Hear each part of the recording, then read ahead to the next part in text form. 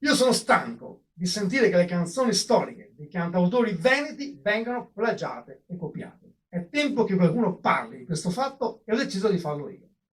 Qualche esempio. Zucchero, in vacanza sull'altopiano di Asiago, precisamente a Gallio, ecco, ascoltò una canzone del notissimo cantautore veneto Tony Brusselot che faceva più o meno così.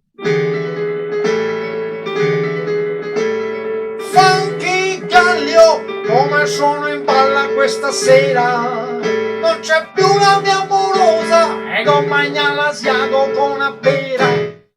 Qualche tempo dopo Zucchero, sempre seguendo Tony Brusselot, cantò questa canzone. Pippo, che cazzo fai Pippo? Dove cazzo vai Pippo? Andava a Gallo di Cerdì. Ma anche il famosissimo, grandissimo Lucio Battisti, assieme a Mogol, scrissero una canzone quando fecero una cura termale ad Arqua Petrarca. La canzone faceva così. Acqua azzurra, acqua chiara, cos'è sera, magnaria carbonara. Vi porto altri esempi la prossima volta.